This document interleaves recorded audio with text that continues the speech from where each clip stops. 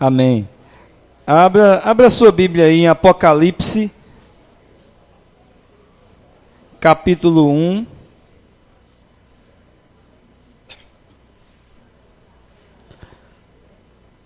Nós vamos ler do verso 4 ao verso 6. Apocalipse, capítulo 1, do verso 4 ao verso 6.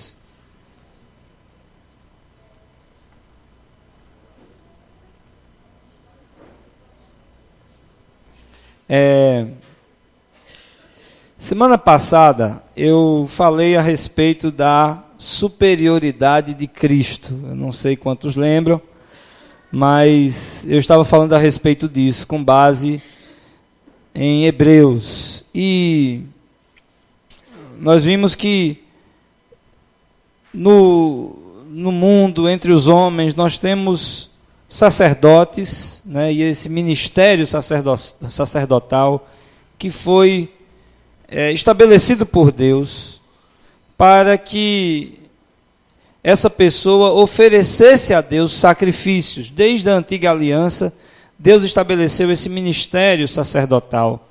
E essa palavra sacerdote significa aquele que é bênção de Deus para a vida dos homens, né? Se a gente for traduzir literalmente, a palavra significa canal de bênção da parte de Deus, né?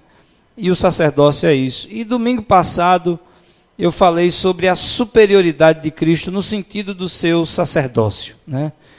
Se Deus estabeleceu na antiga aliança um sacerdócio através da vida de Arão, Cristo, ele vem como o sumo sacerdote. Daí, em Hebreus, as palavras maior e superior serem palavras-chave dentro dessa carta. E o autor de Hebreus deixa muito claro também que na nova aliança nós temos um sacerdócio, né? Ao contrário do que as religiões pregam, inclusive as religiões cristãs, que querem manter o ministério sacerdotal segundo os padrões de Arão, mantendo os mesmos paradigmas, né, colocando o homem como mediador entre Deus e os homens. Na verdade, nós encontramos na nova aliança um sacerdócio universal. E é sobre este sacerdócio, o sacerdócio na nova aliança, que eu quero tratar nessa noite. O tema da mensagem de hoje é o sacerdócio entre os homens. O sacerdócio entre os homens. E aí Apocalipse 1, capítulo 1, versículo 4 em diante, vai dizer que João, escrevendo às 7 igrejas da província da Ásia: a vocês, graça e paz da parte daquele que é, que era e que há de vir, dos 7 Espíritos que estão diante do seu trono, e de Jesus Cristo, que é a testemunha fiel, o primogênito dentre os mortos e o soberano de toda a terra. Ele nos ama e nos libertou dos nossos pecados por meio do seu sangue, e nos constituiu reino e sacerdotes para servir a seu Deus e Pai. A ele sejam a glória e o poder para todo sempre. Amém. Eu vou repetir essa última parte. Ele nos ama e nos libertou dos nossos pecados por meio do seu sangue, e nos constituiu reino e sacerdotes para servir o seu Deus e Pai. A ele sejam a glória e o poder para todo sempre. Amém. Vamos orar? Feche seus olhos aí. E Pai, nós estamos aqui disponíveis, Senhor, abertos, Pai. E ainda que inconscientemente haja no nosso interior janelas fechadas, trancas, correntes, medos que possam nos travar, nós te pedimos em nome de Jesus, sonda o nosso coração nessa noite, Pai. Tu que conheces o profundo e o oculto, Pai, quebra cadeias nessa noite, Senhor. Desfaz barreiras, remove montanhas, Pai. para que o teu nome seja glorificado em nossas vidas, para que a nossa vida venha refletir a tua vida na vida de outras pessoas, para que, em outras palavras, Senhor, nós possamos, e cada um de nós possa exercer o seu sacerdócio em Cristo Jesus. É assim que nós te oramos e te agradecemos em seu nome. Amém e amém. Amém. Meus irmãos, quando João está aqui escrevendo as 7 igrejas da Ásia, essa interpretação, e aliás, o livro de Apocalipse é um livro muito complicado, né, porque cabe inúmeras interpretações, mas uma das interpretações, e a mais plausível para essa escritura, né, João, as 7 igrejas da Ásia, é que, na verdade, essas 7 igrejas, elas estão representando a totalidade das igrejas sobre a terra.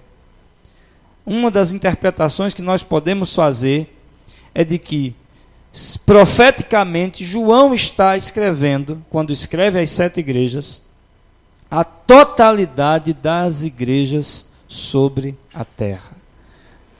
Então, o que João está dizendo a respeito do amor de Deus, da libertação que nos veio, inclusive a respeito do reino e do sacerdócio, tem a ver com a minha vida, com a sua vida, tem a ver com a vida de todo cristão espalhado pela face da terra. Não há um só que tenha sido salvo, liberto, amado por Deus e que se isente do que o texto está dizendo a respeito de que ele nos constituiu reino e sacerdotes para o serviço e para servir o seu Deus. Amém? Então essa palavra de cara, ela inclui a mim e a você. Lembra que domingo passado eu citei 1 Pedro, capítulo 2, versículo 9, quando diz que vocês, porém, são geração eleita, sacerdócio real. Veja como que o apóstolo João está dizendo se encaixa perfeitamente com o que Pedro está dizendo. Pedro vai dizer que nós somos sacerdócio real. João vai dizer que ele nos constituiu reino e sacerdotes. Então, que isso fique muito claro. Apóstolo não é sacerdote sozinho, bispo não é sacerdote sozinho, pastor não é sacerdote sozinho, evangelista não é sacerdote sozinho, mestre não é, diácono não é, presbítero não é, mas todo cristão, ele foi constituído em Cristo Jesus, reino e sacerdote. Eita! Cada um de nós representa nesse reino, um rei e um sacerdote. Aos olhos de Deus, você é rei e sacerdote, rainha e sacerdotisa, princesa e sacerdotisa. Cadê as irmãs que foram para o congresso do Diante do Trono aí? Dá um glória a Deus. Amém. Vocês são princesas e sacerdotisas. A grande questão agora é: qual é o nosso papel? Domingo passado nós falamos muito bem a respeito do papel de Jesus Cristo enquanto sacerdote. Inclusive, o autor de Hebreus vai dizer que ele permanece intercedendo por nós, né? Jesus tem esse ministério de intercessor ao lado do Pai. É uma das suas funções, mas a grande questão é, e em relação a nós que estamos aqui? Se eu sou um sacerdote, qual é a minha principal função? Por que é que eu estou aqui? Como é que eu posso, de uma forma prática, objetiva, exercer este meu ministério, essa minha função sacerdotal? Em primeiro lugar, está lá em Romanos capítulo 12, versículo 1. Portanto, irmãos, rogo-vos pela misericórdia de Deus, que ofereçam os corpos de vocês como sacrifício vivo, santo e agradável a Deus, que é o vosso culto racional. Amém? Primeiro papel, a primeira função do cristão, enquanto rei e sacerdote, é de oferecer a si mesmo, entregar a si mesmo a Deus, consagrar-se a si mesmo a Deus. Esse é o primeiro passo. É você ofertar a sua vida. Deus não está interessado mais em holocausto, Deus não está interessado mais em sacrifício, Ele não está esperando de nós rituais, Ele não está esperando de nós simplesmente uma cópia do ministério da antiga aliança, embora ainda na nova aliança alguns insistam, né, em tocar a arca, em, sei lá, fazer fila para passar debaixo do manto, embora muita gente insista em rituais, trazendo à vida, ressuscitando coisas que já deveriam estar no passado. A grande exigência para mim e para você e para qualquer cristão que anda nesse mundo é, em primeiro lugar, oferecer-se a si mesmo como uma oferta agradável a Deus. Consagrar a vida, consagrar o coração, consagrar a mente, né? Davi vai dizer: sacrifícios e ofertas não quiseste, mas as minhas orelhas furaste, no sentido de que ele se ofereceu como servo por amor a Deus. Esse era um gesto próprio de um escravo que, mesmo tendo recebido sua carta de alforria, desejava permanecer servindo ao seu Senhor por amor. Porque você sabe que na antiga aliança, um escravo, depois que ele servisse durante 6 anos, no 7º ano ele tinha direito a ser liberto, a sair livre. Mas o que acontecia? De repente aquele escravo havia constituído família ali com seu senhor, estava vivendo de forma estável, ele não queria sair errante pelo mundo, porque não havia oportunidade, ele preferia permanecer servindo ao seu Senhor por amor. É isso que Davi está dizendo para Deus: o Senhor furou minhas orelhas, o Senhor me marcou, porque quando um escravo, embora tendo o direito de ser livre, preferia permanecer como escravo, aquele senhor deveria ir diante das autoridades e com a suvela furar, que era uma agulha daquela época, furava a orelha, e ele permanecia com aquela marca, com aquele brinco, representando que ele era um servo voluntário, um servo por amor. Foi isso que Davi fez. Um coração contrito não desprezarás, ó Deus. É isso que Deus espera em primeiro lugar. Entrega, né? Deus busca aqueles que o amam e que amam ao Senhor com a mente, com o coração, com a força, com a alma. Em primeiro lugar, oferecer a si mesmo. Eu acho que o grande problema aqueles que se julgam sacerdotes atuais, né, é que eles têm um interesse muito grande de ministrar aos outros, mas têm muito pouco tempo para entregarem a si mesmo, para consagrarem a si mesmo. Eu estive num congresso há 2 anos atrás, até com Camila, Douglas e Tawane, e eu achei muito interessante quando o pastor disse que, infelizmente, nos nossos dias, parece que quanto maior a patente, menor é o quebrantamento. Mas que não seja assim entre nós. Amém? Porque a primeira função de um sacerdote é entregar-se a si mesmo, consagrar sua própria vida a Deus. Segundo lugar, ele precisa oferecer sacrifícios espirituais. Veja que expressão interessante. Eu queria que você abrisse sua Bíblia aí em 1 Pedro, capítulo 2. 1 Pedro, capítulo 2, os versos 4 e 5.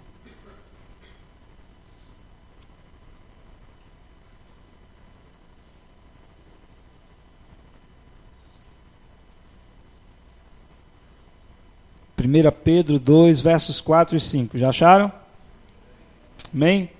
À medida que se aproximam dele, a pedra viva, rejeitada pelos homens, mas escolhida por Deus e preciosa para ele, vocês também são utilizados como pedras vivas na edificação de uma casa espiritual, para serem sacerdócio santo, oferecendo sacrifícios espirituais aceitáveis a Deus, por meio de Jesus Cristo. Veja que texto profundo. Porque a primeira coisa, e que nós não podemos negligenciar, é que é à medida em que nos aproximamos dele. À medida em que nos aproximamos dele. Significa que qualquer serviço, qualquer obra, qualquer invenção, fora dessa intimidade com Jesus, dessa ligação com ele, se torna um sacrifício de tolo. Porque é à medida em que nos aproximamos dele, que ele vai nos utilizando na sua obra. E eu sei, como pastor, como ministro do Evangelho, que é muito fácil para nós nos envolvermos tanto com as coisas de Deus que nos afastamos da vida dele. É muito comum nós vermos pessoas que, de tão envolvidos com a obra do Senhor, esqueceram do Senhor e se perderam. Daí Pedro dizer, à medida em que nos aproximamos, ou que se aproximam dele, a pedra viva, e obviamente está falando de Jesus Cristo, vocês também estão sendo utilizados como pedras vivas na edificação de uma casa espiritual, sacerdócio santo. Amém? Então, veja quanta coisa, aqui daria uma pregação inteira, mas todos nós, dentro dessa função sacerdotal, nós vamos sendo utilizados por Deus na edificação da igreja. Amém? Igreja, irmão, não é uma instituição social apenas. Não pense na igreja do ponto de vista humano. Não pense apenas nesse aglomerado de gente aqui, cercado nesse prédio, né, e que nós estamos falando da igreja apenas nesse sentido, onde a gente se abraça, olha um para o outro, e enfim, está tudo bem até domingo que vem. Não, nós somos o corpo de Jesus Cristo, ou pelo menos uma parte dele. Nós somos, de fato, esses depositários da vida de Deus, que é o Espírito Santo de Deus. Ele está em nós e ao redor de nós. Ele nos cobre, nos cerca, nos enche. E o Espírito Santo está aqui. Jesus é o cabeça da igreja. E à medida em que nos aproximamos dele, ele voluntariamente vai nos utilizando como pedras vivas na edificação da sua casa. Amém? Você pode dar um glória a Deus por isso? E aí nós vamos oferecendo sacrifícios espirituais, e olha o detalhe, aceitáveis a Deus. Não é qualquer sacrifício espiritual. Eu acho que seria uma tremenda decepção você se matar de fazer as coisas para Deus, e quando chegar naquele dia ele olhar para você e dizer assim, mas eu não esperei nada disso de você. Mas Senhor, eu briguei com minha mãe, briguei com minha esposa, eu briguei com os meus filhos, eu briguei com o pastor, eu briguei com o pessoal do louvor, para fazer isso para ti. Espera aí, meu filho, eu não pedi nada disso. Eu estava o tempo todo tocando no teu ombro, pedindo uma pausa para compartilhar contigo o que eu espero de você, mas você nunca se aproximou de mim. Então não adianta você estar tão sufocado com as coisas do Senhor, se você não estiver intimamente ligado com Ele. Amém? É isso que o texto está dizendo. Mas sacrifícios espirituais significa tudo quanto a gente vier a fazer, tudo que for de boa obra, e que seja feito em nome e para a glória do Senhor. Amém? Qualquer serviço, qualquer obrigação, qualquer tarefa, qualquer ato de compaixão, qualquer ato de solidariedade feito em nome do Senhor e para a glória do Senhor, considere como sacrifício espiritual aceitável a Deus. Hoje eu cheguei cedo e tinha uns carros assim trancando o estacionamento. Tinha alguns carros assim também mal estacionados. E eu fiquei me imaginando, poxa vida, tem tanta gente para chegar ainda, e a pessoa não tem a sensibilidade de simplesmente colocar o carro numa posição que dê espaço para os próximos que virão. Mas assim, o mais interessante foi uma pergunta que me veio. Quem são as pessoas que primeiro chegam na igreja e primeiro saem na Sal e Luz?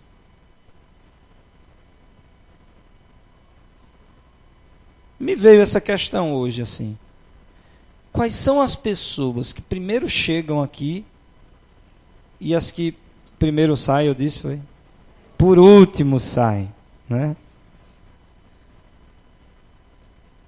Quais são, assim, as que chegam cedinho para organizar o espaço, para, de repente, organizar um data show, organizar um louvor, organizar uma entrada. Hoje eu cheguei aqui 5:06 e o refletor estava apagado da igreja, né? E eu fiquei me perguntando, será que essa igreja tem sacerdotes assim, realmente comprometidos com ela? Será que tem gente comprometida com o andamento das coisas? É só uma questão para refletir. Porque tudo que nós viemos a fazer, ou venhamos a fazer, em nome do Senhor e para a glória do Senhor, são sacrifícios espirituais a Deus. Aceitáveis, né? O que é mais importante. Não adianta fazer sacrifício.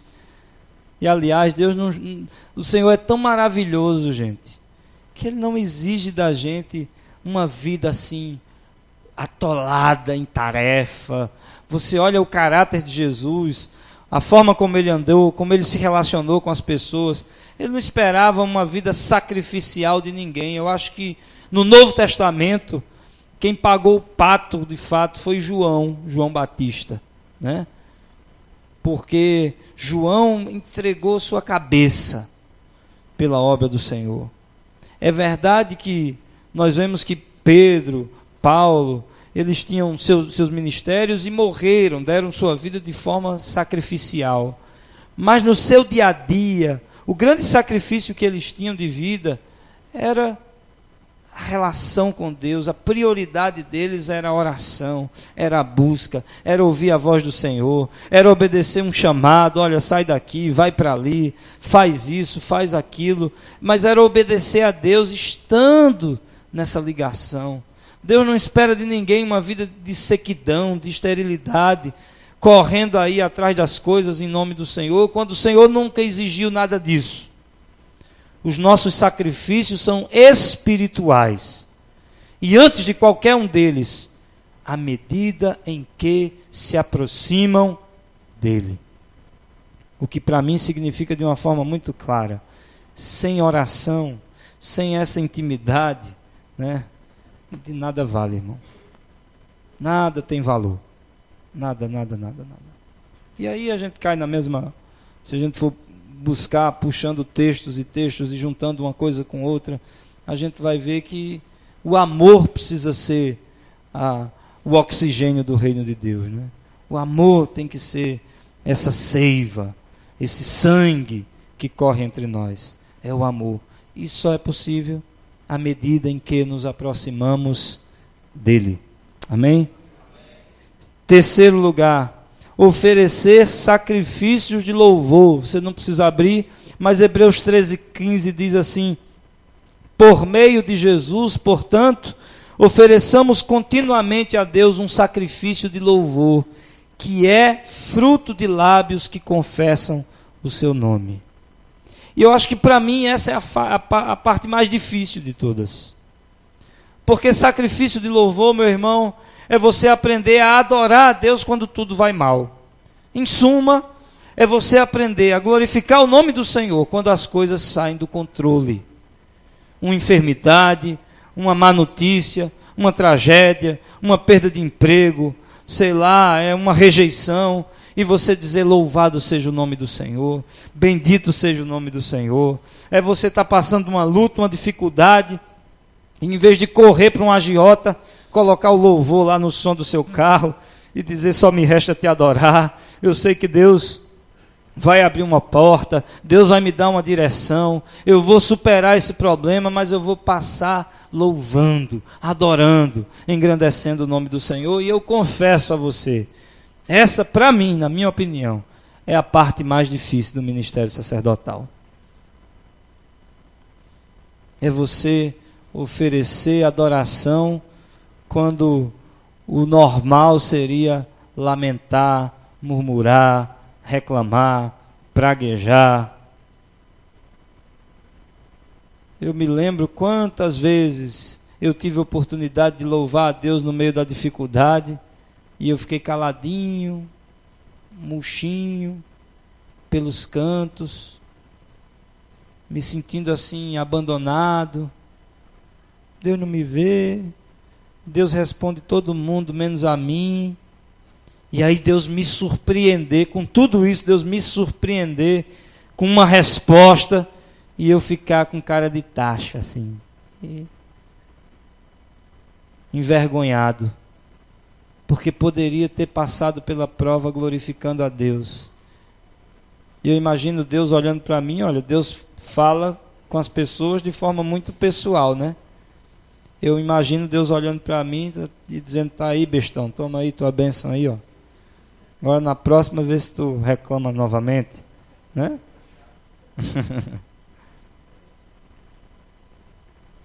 Sacrifício de louvor. Eu não sei como você chegou aqui.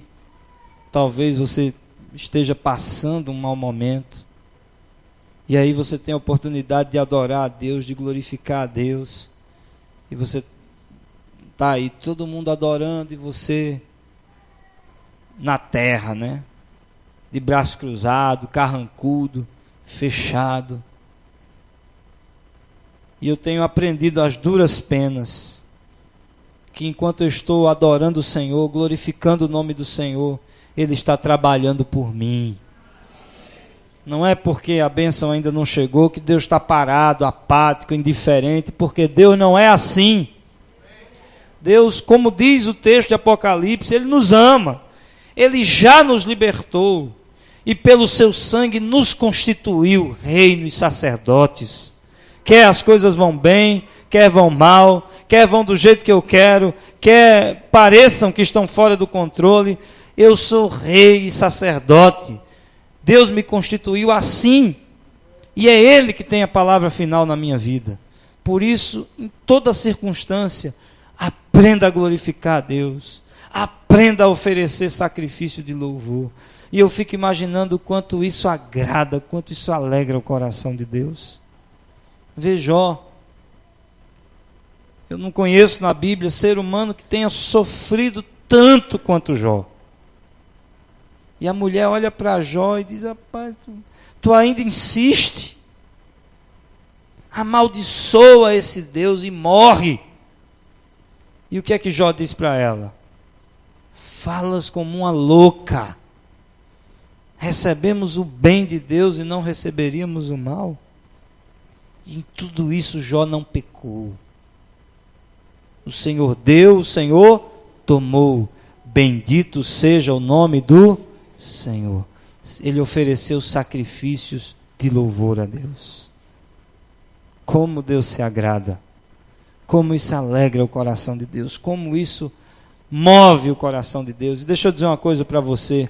Nós vivemos dias terríveis.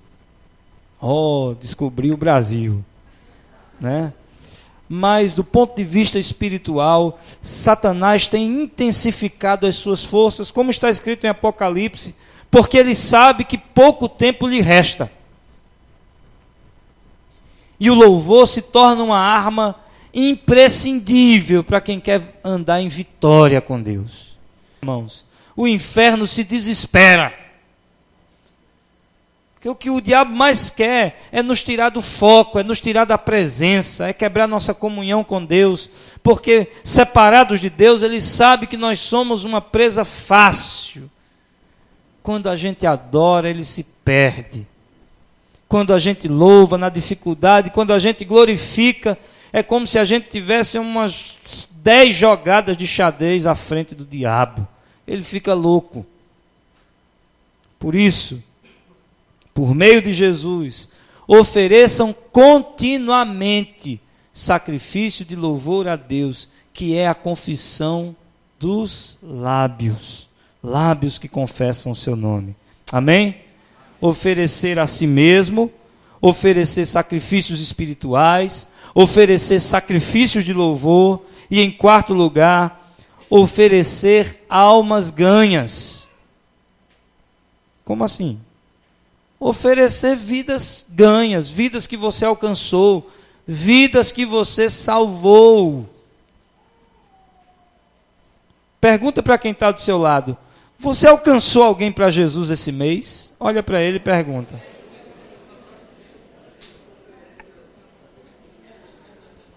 Eita pau! Né? Lá no norte diz assim: eita ferro! Né? Abre aí Romanos 15, de 15 a 16. Romanos capítulo 15, dos versos 15 a 16.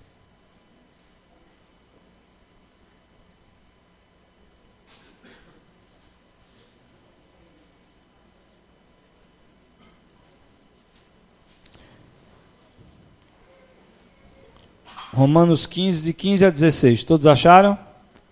Já? Aqui é Paulo falando. Veja como Paulo tem uma consciência viva, irmãos. Ativa. A respeito de alguns assuntos, eu lhes escrevi com toda a franqueza, principalmente para fazê-los lembrar-se novamente deles, por causa da graça que Deus me deu, de ser um ministro de Cristo Jesus para os gentios, com o dever sacerdotal de proclamar o Evangelho de Deus, para que os gentios se tornem uma oferta aceitável a Deus, santificados pelo Espírito Santo. Amém? Lembra que domingo passado, lembra não, eu sei que não, mas domingo passado eu citei 2 Coríntios capítulo 3, versículo 6, onde fala que ele nos estabeleceu ministros, ele nos fez ministros de uma nova aliança, para a reconciliação dos gentios. Ele nos fez. Isso é papel desses agentes do reino, que são reis, reino e sacerdotes para Deus. Paulo tem essa consciência. Ele me deu de ser um ministro de Cristo Jesus para os gentios, com o dever sacerdotal de proclamar o Evangelho de Deus, a fim de que os gentios se tornem uma oferta aceitável a Deus. Quer dizer, nós temos o dever de oferecer almas ganhas. Vamos repetir? Nós temos o dever de oferecer. Vocês estavam concentrados aí em Esther, vamos repetir mais forte. Nós temos o dever de oferecer almas ganhas. Amém, Iago? É uma obrigação nossa. É algo que pesa sobre nós. Você imagina chegar no céu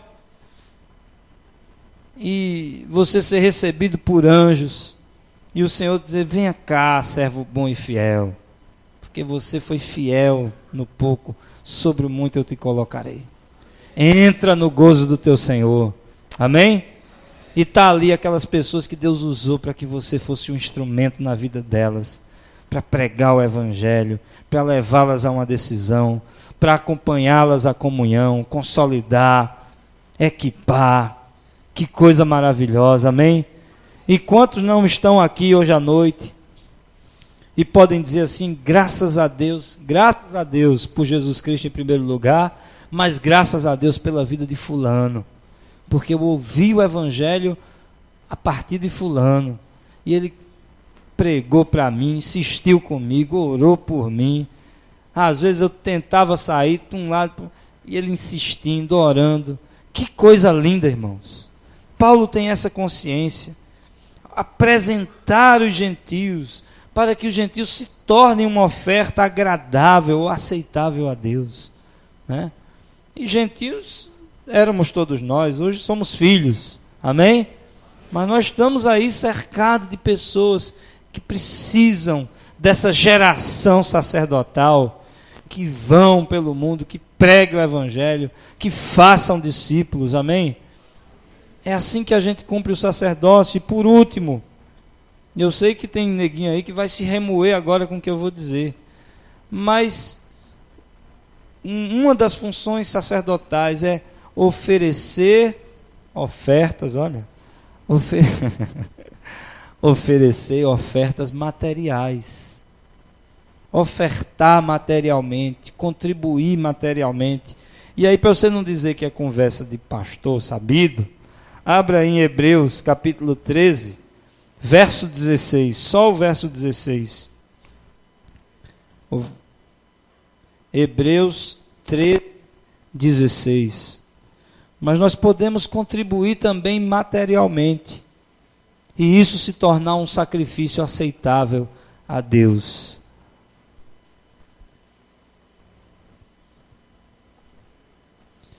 Hebreus 13, 16. Todos acharam? Não se esqueçam de fazer o bem e de repartir com os outros o que vocês têm, pois de tais sacrifícios Deus se agrada. Amém? Aí tem gente que tem uma roupa no guarda-roupa de 1998. Uma não, um bocado. Estocado lá, guardado. Cheio de traça, de mofo, mas não dou.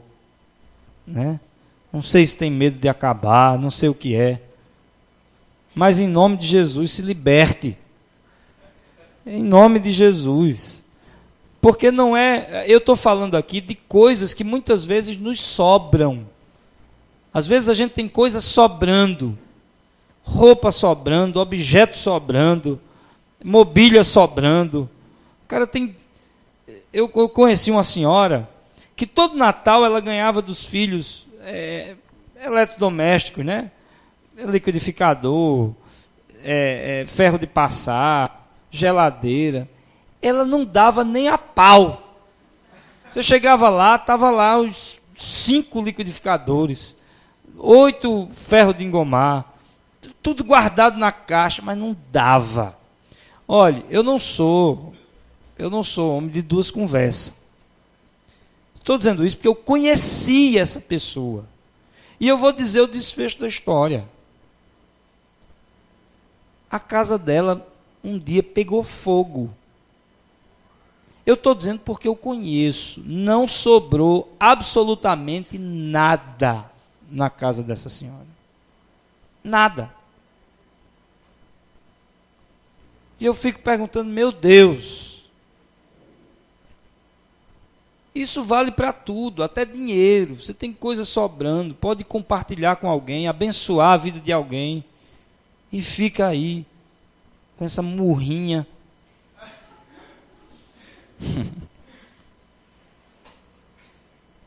Não dou, não abençoo, não solto, não... vai ficar tudo aí. Tudo. E a gente precisa aprender a compartilhar aquilo que a gente tem, abençoar a vida de outras pessoas, ter um coração liberal. Sabe por quê? Porque você só está de pé, meu filho, por causa da graça de Deus. Só por isso, esse oxigênio aí que você respira, apesar do calor, é graça. Olha para o teu irmão e diz isso para ele, é graça, meu filho. É graça. E como é bom a gente fazer alguém feliz, poder abençoar a vida de alguém, edificar a vida de alguém, empurrar alguém para frente. Como é maravilhoso. E é ofertar materialmente mesmo. Não se esqueça de fazer o bem, de repartir com os outros o que você tem, pois de tais sacrifícios Deus te agrada. E eu até agora estava falando do que sobra. Mas o que o autor de Hebreus está dizendo é de tais sacrifícios. É você apertar o cinto mais um pouquinho para abençoar alguém. Rapaz, isso aqui até que iria me fazer falta, mas em nome de Jesus, eu vou ouvir a voz do Espírito Santo, eu vou dar. Eu vou abençoar essa pessoa. E você não sabe de uma coisa, que mais abençoado é quem dá. Mais abençoado é quem tem esse coração liberal. Você não vai ser besta. Chega uma pessoa para você com bafo de cana. Me dê um dinheiro aí que eu preciso de uma passagem para voltar para minha terra. Aí você pega lá R$ 25 e dá na mão do... Pelo amor de Deus. Você não vai ser besta. Chegar um irmão pedindo aí cheque em branco, cheque pré-datado, emprestado. Não é isso. Que as pessoas às vezes confundem, né? Acha que porque é cristão tem que aceitar tudo. Não é isso. Mas é você diante de Deus procurar ter um coração aberto, para que possa ter uma mão aberta. Amém? E quanto mais a gente abençoa, irmãos, mais a gente é abençoado. Quanto mais a gente faz, mais o Senhor faz por nós. Como é bom a gente poder ser bênção, um canal de bênção na vida de outros. E você vê Deus suprindo suas necessidades uma a uma, porque Ele é Deus. Mas o texto está falando é de sacrifício mesmo. Não é dar só o que sobra. É você de repente se programar para abençoar um pouquinho mais. E há tanta gente precisando ser abençoada. Está certo que a gente está vivendo dias maus, nós precisamos ser criteriosos. Mas entre ser criterioso e ser amarrado, há uma diferença muito grande, não é verdade? Amém? Amém. Ofertando materialmente também. Então, para recapitular, qual é o papel de um sacerdote na nova aliança, dessa geração sacerdotal? Oferecer a si mesmo, consagrar sua própria vida a Deus é o primeiro passo. Oferecer sacrifícios espirituais a Deus é o segundo passo. Oferecer sacrifícios de louvor a Deus, terceiro passo. Oferecer almas salvas, vidas ganhas, é um quarto passo, uma quarta forma da gente cumprir esse papel sacerdotal. E quinto lugar, ofertar materialmente também, mas ofertar não só do que nos sobra, mas, se necessário, oferecer uma oferta sacrificial. São ofertas que agradam a Deus, como diz o texto. Amém? Agora, a pergunta: que tipo de sacerdote ou sacerdotisa está sendo você nessa nova aliança? O que é que você tem feito em prol desse reino e desse rei? Como está o seu zelo, sua dedicação? Como é que está, antes disso até, a sua relação com Deus, a sua vida de oração? Porque eu vou encerrar com essa palavra, irmãos. Sabe, a obra mais evidente na vida de um sacerdote, o ministério mais proeminente na vida de um homem de Deus, de uma mulher de Deus, deve ser o privilégio de permanecer na sua presença. À medida em que nos aproximamos dele, à medida em que estamos com ele, em contato com ele, essas coisas vão se evidenciar na nossa vida. Daí, eu terminar com um apelo, e eu queria que você ficasse de pé. Mas eu não, ao contrário do que alguém possa estar suspeitando, que o pastor está vendo aí, trouxe essa palavra para no fim falar em dinheiro. Eu vou decepcionar você hoje. A nossa igreja, dentro dessa função sacerdotal, ela está realmente necessitada de uma vida mais profunda de oração. É de se aproximar mais, cada vez mais, sistematicamente e permanentemente da presença de Deus. Eu quero, o apelo nessa noite, o apelo que eu quero fazer, que eu vim para fazer, é de nós firmarmos uma aliança e um pacto, de buscarmos com zelo a presença de Deus, de marcarmos momentos de oração, tempos de oração. Essa semana nós tivemos lá em casa, Davi foi levantado para convocar os diáconos e a gente ficou até tarde da noite buscando a Deus. E de fato há um convencimento entre nós de que não há outro caminho além desse. Tudo flui a partir disso. Nós temos um grupo que, graças a Deus, voluntariamente tem buscado ao Senhor nas segundas-feiras aqui pela manhã. Sabe qual é o meu sonho? É ver esse grupo aumentando. É ver o avivamento chegando a partir desse grupo na segunda-feira. Eu, juntamente com os diáconos, nós firmamos um trato de estarmos aqui reunidos nas quintas após o culto de adoração, para buscar, para estar na presença de Deus.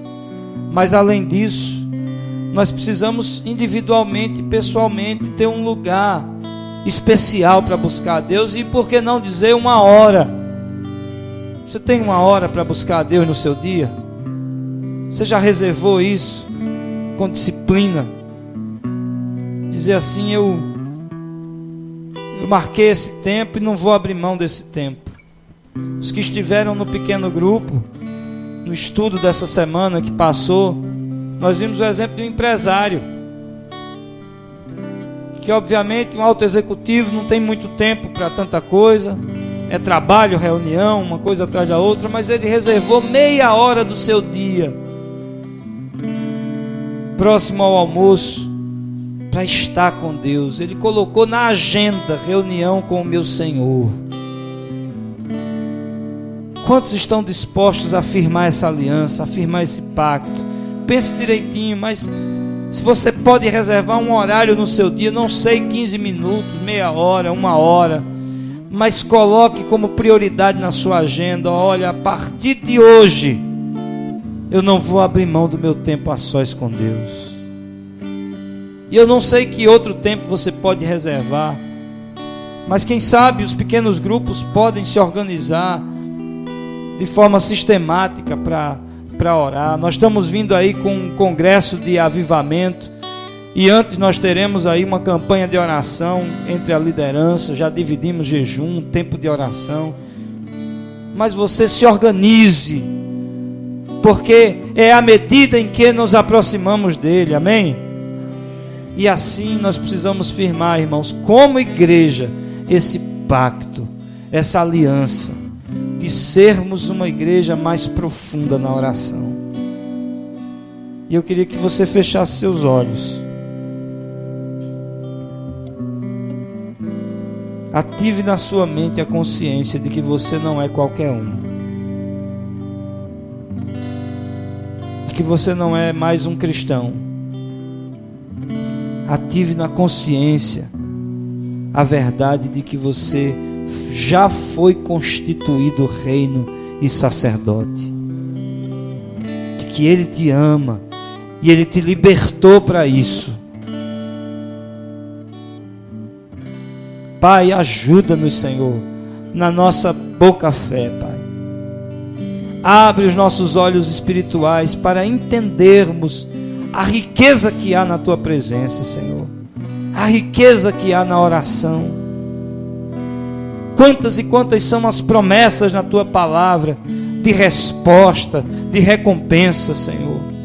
E ainda assim nós insistimos em não orar, mas em nome de Jesus nós queremos marcar esse dia como um divisor de águas, que na história individual de cada um dos que estão aqui e na história coletiva de nós, enquanto uma representação da Tua igreja, Pai, nós queremos marcar esse dia como um divisor de águas para nós, Senhor,